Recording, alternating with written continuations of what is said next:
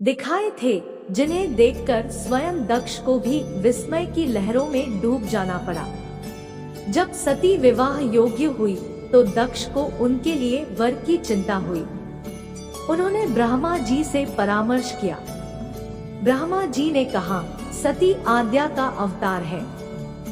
आद्या आदिशक्ति और शिव आदि पुरुष है। अतः सती के विवाह के लिए शिव ही योग्य और उचित वर है। दक्ष ने ब्रह्मा जी की बात मानकर सती का विवाह भगवान शिव के साथ कर दिया। सती कैलाश में जाकर भगवान शिव के साथ रहने लगी।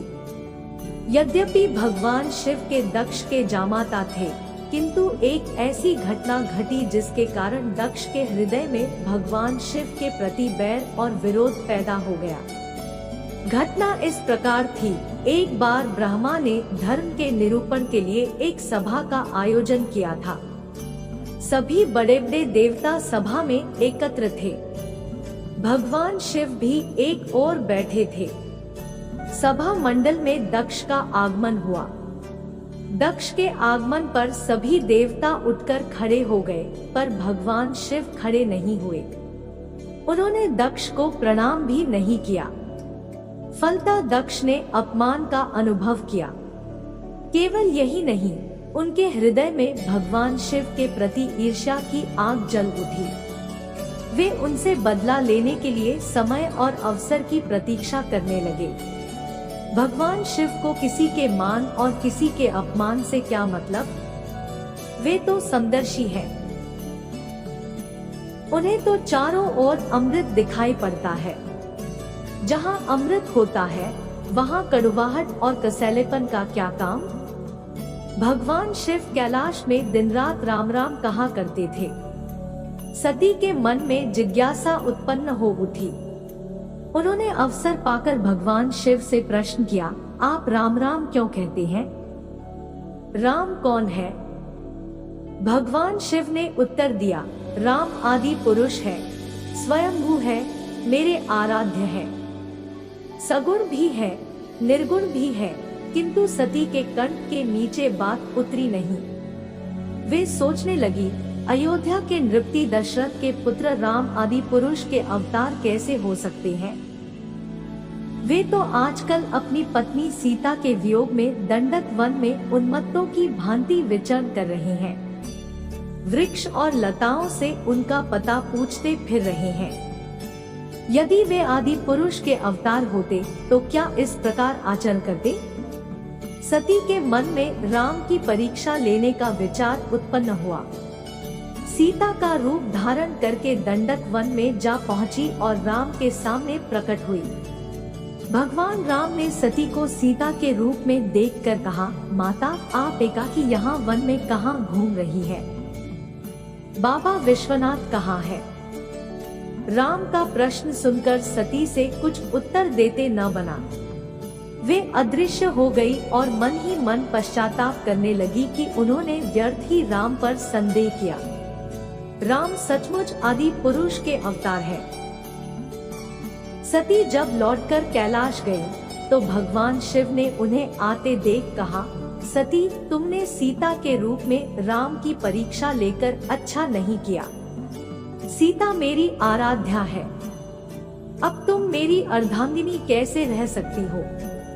इस जन्म में हम और तुम पति और पत्नी के रूप में नहीं मिल सकते। शिव जी का कथन सुनकर सती अत्यधिक दुखी हुई, पर अब क्या हो सकता था? शिव जी के मुख से निकली हुई बात असत्य कैसे हो सकती थी? शिव जी समाधिस्थ हो गए। सती दुख और पश्चाताप की लहरों में डूबने उतारने लगी। उन्हीं दिनों सती के पिता कंथल में बहुत बड़ा यज्ञ कर रहे थे।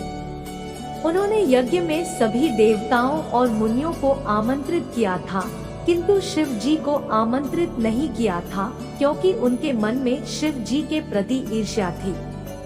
सती को जब यह ज्ञात हुआ कि उसके पिता ने बहुत बड़े यज्ञ की रचना की है, तो उनका मन यज्ञ के समारोह में सम्मिलित होने के लिए बेचैन हो उठा। शिव जी समाधिस्थ थे। अतः वे शिव जी से अनुमति लिए बिना ही वीरभद्र के साथ अपने पिता के घर चली गई। कहीं कहीं सती के पितृगृह जाने की घटना का वर्णन एक दूसरे रूप में इस प्रकार मिलता है। एक बार सती और शिव कैलाश पर्वत पर बैठे हुए परस्पर वार्तालाप कर रहे थे। उसी समय आकाश मार्ग से कई विमान कनखल की ओर जाते हुए दिखाई पड़े। सती ने उन विमानों को देखकर भगवान शिव से पूछा, प्रभु, ये सभी विमान किसके हैं और कहाँ जा रहे हैं? भगवान शकम्र ने उत्तर दिया, आपके पिता ने यज्ञ की रचना की है। देवता और देवांगनाएं इन विमानों में बैठकर उसी यज्ञ में सम्मिलित होने के लिए जा रहे हैं। सती ने दूसरा प्रश्न किया, क्या मेरे पिता ने आपको यज्ञ में सम्मिलित होने के लिए नहीं बुलाया? भगवान शंकर ने उत्तर दिया, आपके पिता मुझसे बैर रखते हैं, फिर वे मुझे क्यों बुलाने लगे? सती मन ही मन सोचने लगी, फिर बोली, यज्ञ के अवसर पर अवश्य मेरी बहनें आएंगी। उनसे मिले हुए बहुत दिन हो गए। यदि आपकी अनुमति हो तो मैं भी अपने पिता के घर जाना चाहती हूँ। यज्ञ में सम्मिलित हो लूंगी और बहनों से भी मिलने का अवसर मिलेगा। भगवान शिव ने उत्तर दिया, इस समय वहाँ जाना उचित नहीं होगा। आपके पिता मुझसे जलते हैं, हो सकता है वे आपका भी अपमान करें। बिना बुलाए किसी के घर जाना उचित नहीं होता। भगवान शिव ने उत्तर दिया, हाँ, विवाहिता लड़की को बिना बुलाए पिता के घर नहीं जाना चाहिए, क्योंकि विवाह हो जाने पर लड़की अपने पति की हो जाती है। पिता के घर से उसका संबंध टूट जाता है। किंतु सती पीहर जाने के लिए हट करती रही, अपनी बात बार बार दोहराती रही। उनकी इच्छा देखकर भगवान शिव ने पीहर जाने की अनुमति दे दी। उनके साथ अपना एक गण भी कर दिया। उस गण का नाम वीरभद्र था।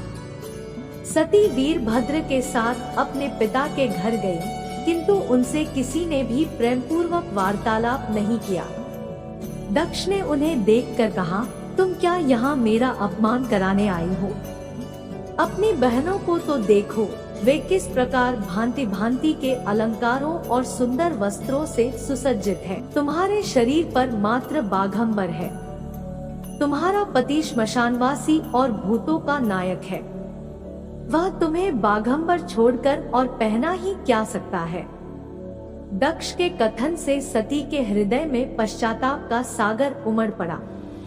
वे सोचने लगी, उन्होंने यहाँ आकर अच्छा नहीं किया। भगवान ठीक ही कह रहे थे, बिना बुलाए पिता के घर भी नहीं जाना चाहिए। पर अब क्या हो सकता है? अब तो आ ही गई हूँ। पिता के कटु और अपमानजनक शब्द सुनकर भी सती मौन रही। वे उस यज्ञ मंडल में गई जहाँ सभी देवता और शिमुनि बैठे थे तथा यज्ञ कुंड में धू धू करती जलती हुई अग्नि में आहुतियां डाली जा रही थी। सती ने यज्ञ मंडप में सभी देवताओं के तो भाग देखे, किंतु भगवान शिव का भाग नहीं देखा। वे भगवान शिव का भाग न देखकर अपने पिता से बोली, पितृश्रेष्ठ, यज्ञ में तो सबके भाग दिखाई पड़ रहे हैं, किंतु कैलाशपति का भाग नहीं है। आपने उनका भाग क्यों नहीं दिया? दक्ष ने गर्व से उत्तर दिया, मैं तुम्हारे पति कैलाश को देवता नहीं समझता। वह तो भूतों का स्वामी, नग्न रहने वाला और हड्डियों की माला धारण करने वाला है। वह देवताओं की पंक्ति में बैठने योग्य नहीं है। उसे कौन भाग देगा? सती के नेत्र लाल हो उठे, उनकी भौहें कुटिल हो गई। उनका मुखमंडल प्रलय के सूर्य की भांति तेजोदीप्त हो उठा।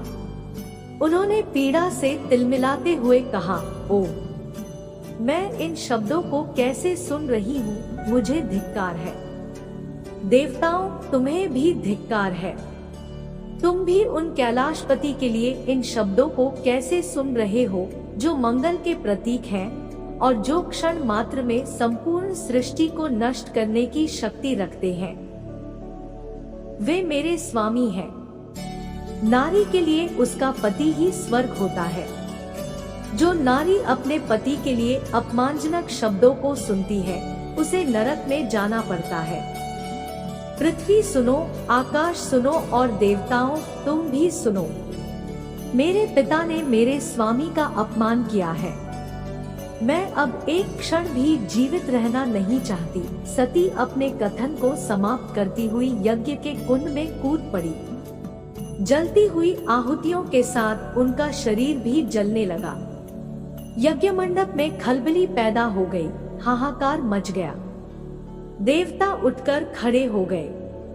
वीरभद्र क्रोध से कांप उठे। वे उछल कर यज्ञ का विध्वंस करने लगे। यज्ञ मंडप में भगदड़ मच गई। देवता और शमुनि भाग खड़े हुए। वीरभद्र ने देखते ही देखते दक्ष का मस्तक काटकर फेंक दिया। समाचार भगवान शिव के कानों में भी पड़ा। वे प्रचंड आंधी की भांति कनखल जा पहुँचे। सती के जले हुए शरीर को देखकर भगवान शिव ने अपने आप को भूल गए। सती के प्रेम और उनकी भक्ति ने शंकर के मन को व्याकुल कर दिया। उन शंकर के मन को व्याकुल कर दिया जिन्होंने काम पर भी विजय प्राप्त की थी और जो सारी सृष्टि को नष्ट करने की क्षमता रखते थे। वे सती के प्रेम में खो गए, बेसुध हो गए। भगवान शिव ने उन्मत्त की भांति सती के जले हुए शरीर को कंधे पर रख लिया। वे सभी दिशाओं में भ्रमण करने लगे। शिव और सती के इस अलौकिक प्रेम को देखकर पृथ्वी रुक गई, हवा रुक गई, जल का प्रवाह ठहर गया और रुक गई देवताओं की सांसें। सृष्टि व्याकुल हो उठी। सृष्टि के प्राणी पुकारने लगे, त्राहि मां, त्राहि मां। भयानक संकट उपस्थित देखकर सृष्टि के पालक भगवान विष्णु आगे बढ़े। वे भगवान शिव की बेसुधी में अपने चक्र से सती के एक एक अंग को काट काट कर गिराने लगे। धरती पर 51 स्थानों में सती के अंग कट कट कर गिरे। जब सती के सारे अंग कट कर गिर गए तो भगवान शिव पुनः अपने आप में आए। जब वे अपने आप में आए तो पुनः सृष्टि के सारे कार्य चलने लगे। धरती पर जिन 51 स्थानों में सती के अंग कट कट कर गिरे थे, वे ही स्थान आज शक्ति के पीठ स्थान माने जाते हैं। आज भी उन स्थानों में सती का पूजन होता है, उपासना होती है। धन्य था शिव और सती का प्रेम। शिव और सती के प्रेम ने उन्हें अमर बना दिया है, वंदनीय बना दिया है। सती की किस गुण के कारण भोलेनाथ और सती का पति पत्नी के रूप में मिलन नहीं हुआ? भगवान शिव और सती माता पृथ्वी पर भ्रमण करते हुए महर्षि अगस्त्य के आश्रम में गए और उनके मुख से राम कथा सुनकर आत्म विभोर हो उठे। कुछ दिन वहां रहने के बाद भगवान शिव और सती माता वापस कैलाश की ओर चल पड़े। कैलाश की ओर जाते हुए भगवान शिव विचार कर रहे थे कि किस प्रकार प्रभु श्री राम के दर्शन किए जाएं। तभी दंडकवन से गुजरते हुए उनकी दृष्टि श्री राम और लक्ष्मण पर पड़ी। रावण माता सीता का हरण कर ले गया था। श्री राम और लक्ष्मण सीता जी की खोज में भटक रहे थे। भगवान शिव उनके दर्शन कर भाव विभोर हो गए। उचित समय न जानकर उन्होंने उन्हें अपने असली रूप से साक्षात्कार नहीं करवाया। माता सती के मन में श्री राम के प्रति संदेह उत्पन्न हुआ। उन्होंने सोचा, अगर यह सच में भगवान श्री हरि विष्णु का ही रूप है तो अपनी पत्नी की खोज में दर दर क्यों भटक रहे हैं? भगवान शिव माता सती के अंतर्मन में क्या चल रहा है जान गए। उन्होंने माता सती से कहा, देवी, यदि आपके मन में प्रभु श्री राम को लेकर कोई संदेह है तो आप उनकी परीक्षा ले सकती हैं। माता सती ने माता सीता का रूप धारण कर लिया और श्री राम के समीप चली गई। श्री राम ने उन्हें प्रणाम किया और बोले, माता, आप वन में अकेले? भगवान शिव कहाँ हैं? श्री राम के उनके वास्तविक स्वरूप को जान उन्हें बड़ी आत्मग्लानि हुई और वे वापस भगवान शिव के पास चल पड़ी। वे जिधर भी रूप करती उधर ही उन्हें श्री राम, लक्ष्मण और सीता जी एक साथ खड़े दिखाई देते और भगवान शिव, जगत पिता ब्रह्मा, इंद्र, सप्तर्षियों आदि को श्री राम की चरण वंदना करते देखती। श्री राम की रची माया को देखकर वे डर गई और सहम कर वहीं आंखें बंद करके बैठ गई। कुछ समय उपरांत उन्होंने डरते डरते आंखें खोली तो सारी माया का अंत हो चुका था। वह पुनः भगवान शिव के पास पहुंची तो उन्होंने पूछा, ले आई श्री राम की परीक्षा। माता सती ने झूठ बोल दिया कि उन्होंने कोई परीक्षा नहीं ली। भगवान शिव ने ध्यान लगाकर सारी बात जान ली। उन्होंने भगवान श्री राम की माया को प्रणाम किया, जिससे प्रेरित होकर सती के मुख से झूठ निकल गया था। सती ने सीता जी का वेश धारण किया। यह जानकर शिवजी के मन में विषाद उत्पन्न हो गया। उन्होंने सोचा कि यदि अब वे सती से प्रेम करते हैं तो यह धर्म विरुद्ध होगा, क्योंकि सीता जी को वे माता के समान मानते थे, परंतु वे सती से बहुत प्रेम करते थे, इसलिए उन्हें त्याग भी नहीं सकते थे। तब उन्होंने मन ही मन प्रतिज्ञा की कि अब पति पत्नी के रूप में उनका और सती का मिलन नहीं हो सकता, परंतु इस बारे में उन्होंने सती से प्रत्यक्ष में कुछ नहीं कहा। तत्पश्चात वे कैलाश लौट आए। परीक्षा ली भी ताय क्या हुआ, इसमें भगवान श्री राम जी का दर्शन ही ताय किया था ना, परंतु भगवान ने युग काय यह संदेश देने के लिए ही ताय फिर सती माता के जीवन की कथा में मायर दिया। भगवान भोलेनाथ एवं सती माता ने अपने जीवन पर इस कथा काय घटाकर यही ताय संदेश दिया है कि नारी का प्रथम धर्म है पतिव्रत धर्म का पालन करना, अपने पतिदेव की अधीनता एवं आज्ञा में रहना, अपने प्रथम वर्ष अपने सहज धर्म का पालन करना। इसे छाड़ कर भगवान के भी दर्शन करने जाए ताए वह भगवान काय स्वीकार नहीं। सती माता ने वह शरीर त्यागा तथा फिर पार्वती बनकर अपने प्रियतम भगवान भूतनाथ की सेवा के अलावा काय कामना नहीं रखी। राजमहलाय के ऐश्वर्य काय ठुकरा दिया तथा अभावाय में रहकर सदैव के लिए पार्वती जी भगवान शंकर की अर्धांगिनी बनकर फिर युग युगांतर तक अपने सहज धर्म का पालन करती रही। भगवान भोलेनाथ जी के पास चाहे संसार के कृत्रिम सुख सुविधाओं ऐश्वर्य का अभाव है, परंतु उनके पास प्रकृति रूपी परमेश्वरी पार्वती जी सदास्ता से निवास करती है। अब क्या है कि भगवान के पास भाव है, ब्रह्म भाव है, सच्चा अच्छा और युग के अनुरूप प्रथम धर्म सच धर्म के पालन का सहज भाव है। तभी ताए भगवान भोलेनाथ भक्ताय पर बड़ी जल्दी प्रसन्न हाय जाते हैं। क्या है कि भक्ताय का कल्याण करना भगवान का सहज धर्म है।